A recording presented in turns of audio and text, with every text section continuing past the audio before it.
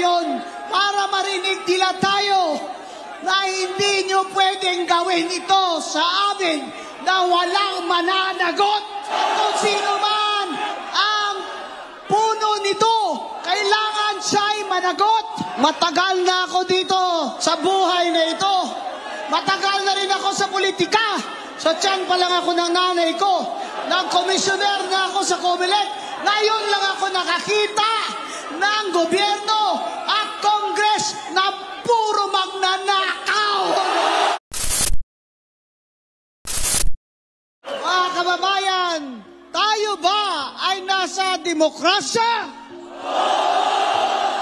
Tayo ba ay sa malayang bayan? Namili ba tayo noong nakaraang eleksyon? Pero tama ba ang mga ginagawa nila sa ating bayan ngayon? Hindi tama, hindi tama, hindi tama, hindi tama, hindi tama, hindi tama, hindi tama. Kaya tayo nandito ngayon, naninindigan tayong lahat dahil ito ang katungkulan ng mamamayan, hindi lamang sa ating saligang batas, kundi sa ating mga pamilya at sa future ng ating mga anak. Kung pinili natin ang demokrasya, tayo ay pinangakuan na sa demokratik na gobyerno ay mapapag-unlad ang ating bayan, mapapaaral ang ating mga anak, mabibigyan ng trabaho ang ating pamilya, ibibigyan ng hustisya pati ang mga mahihirap at walang magugutom, walang mawawala ng bahay at walang mawawala ng pag-asa. Pero ngayon, ang mga pangyayari ay nakakawalang pag-asa. Hindi lamang sa pagmamahal ng Panginoon natin ay magsusurrender na sana ako. Walang pag-asa. Imbes na mag-surrender tayo, kailangan sumigaw tayo na ang karapatan natin sa isang malayang bayan na maunlad, na walang mga magnanakaw, ay karapatan nating mga Pilipino na magkakapatid, anuman ang ating relisyon. Ang kinabukasan ng ating mga anak ang mahalaga sa atin. Tingnan nyo ang ibang bansa. Tingnan nyo ibang bansa na 5 years ago lang ay nangunguna tayo sa kanila. Ngayon, nasa kulelat na tayo. Nasa ilalim na tayo. Turismo, kulelat. Edukasyon, kulelat. Employment, kulelat. Gross domestic product, deficit. Foreign direct investment, wala ng kapital na pumapasok. Kahit ano pa ang mga advertisement nila sa ibang bansa, wala nang gustong mag-negosyo na ibang bansa dito sa bayan nating minamahal. Dahil lamang sa isang tinaga, korupsyon. Sa korupsyon, ang Pilipino na dating tinitingala sa ASEAN na tayo'y magigiting na mga tao, tayo mga Pilipino hindi nagpapalupig sa mga banyaga, ay ngayon nagpapalupig ba tayo sa mga kawatan? Hindi tayo magpapalupig sa mga kawatan. Kaya tayo nag-arali ngayon para marinig nila tayo na hindi nyo pwedeng gawin ito sa amin na walang mananagot. Kailangan may mananagot. Kung sino man ang puno nito, kailangan siya'y managot.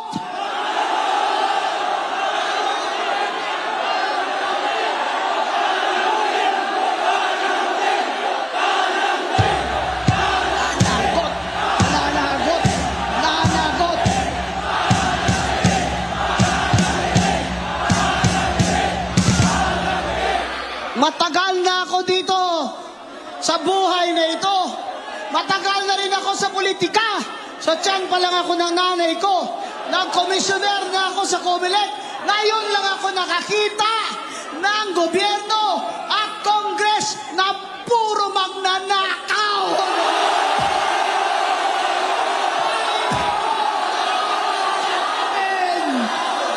Panginoon, maawa ka sa amin. Bakit humantong sa ganito? Sa panahon ng Pilipino ay halos wala nang makain 3 beses isang araw. Kalahati sa atin o 60 milyon ang nakakaranas ng gutom, habang ang mga buhaya ay pataba ng pataba.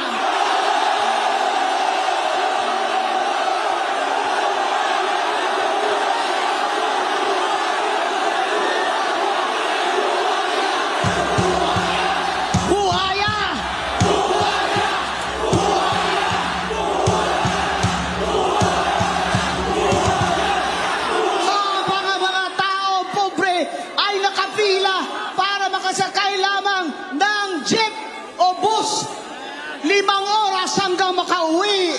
Ang mga buhaya ay naka-helicopter.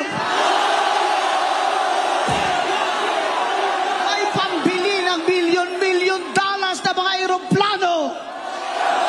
At ang masakit pa sa lahat, pinagbabalaki pa ng mga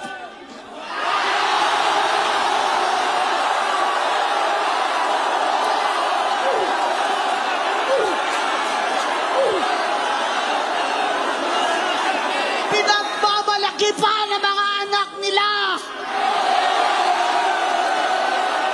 Yung mga gamit nila, kotse nila, relo nila, at bag nila, nasa isang bag lang ay makakapag-aral na ng 5,000 estudyante.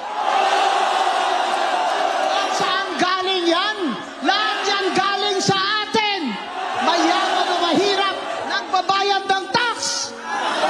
Sasakay ka ng tricycle, ang tricycle driver nagbabayad ng tax. Bibili ka ng grocery, may tax. Bibili ka ng gamot, may tax. Bat sila ng bat.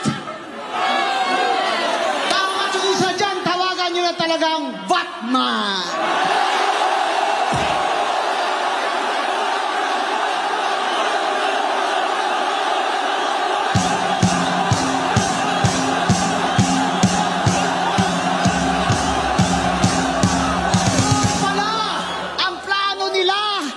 Sila'y nanalo at naupo, ang plano pala nila sa loob ng 3 taon ay lilimasin nila ang bayan. Habang tayo'y naghihirap, habang Pilipino'y nangangamatay dahil wala man lang pambayad sa doktor at sa gamot, namamatay ang mga bata dyan sa Philippine Heart Center dahil hindi napapaopera sa puso, habang ang mga buhaya ay wala nga ba silang puso?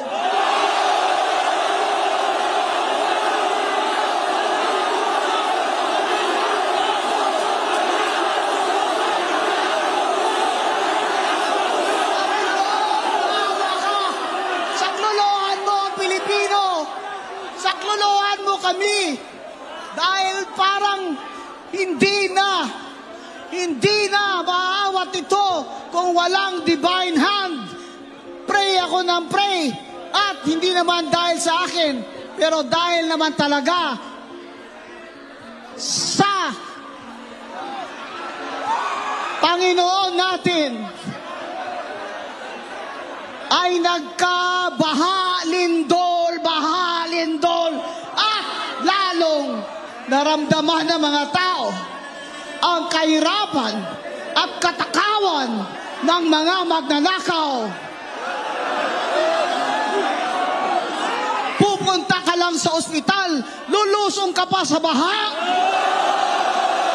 Ay, mga anak mo dahil kinagat ng daga. Sana magpadala ng milyong-milyong daga. Kung banda sa kanila, ko.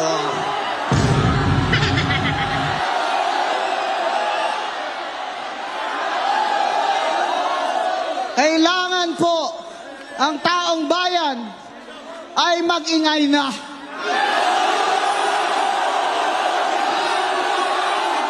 Tayo may obligasyon sa pagdarasal o hindi sa pag-aksyon din.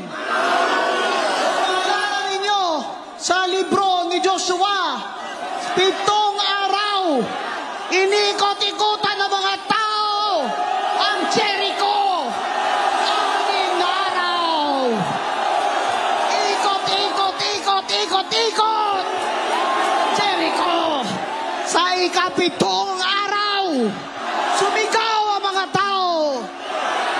Mga magnanakaw. And on that day, the walls of Jericho came crumbling down. Power of our God. That is the power of our God.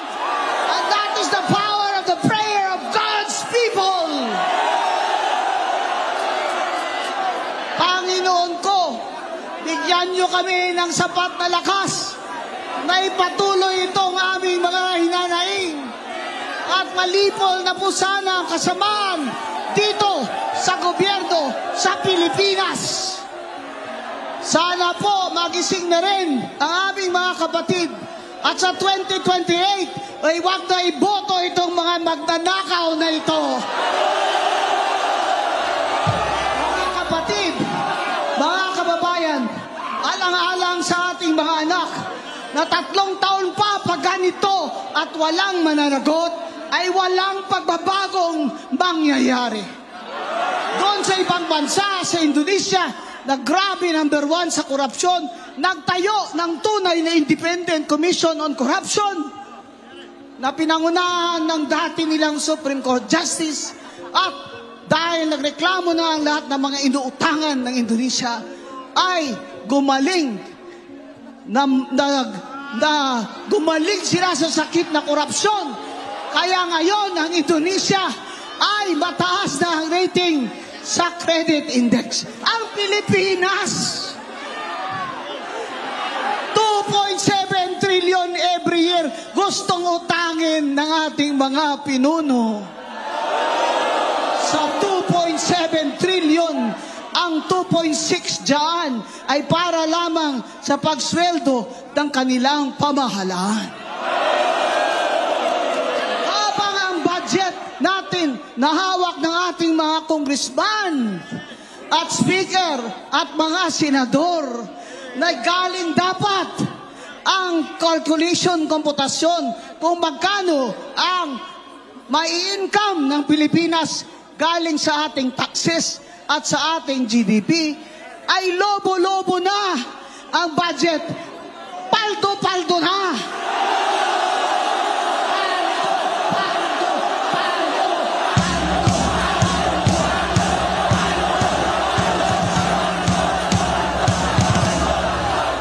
Paldo na, Congressman. Aray ko. Tama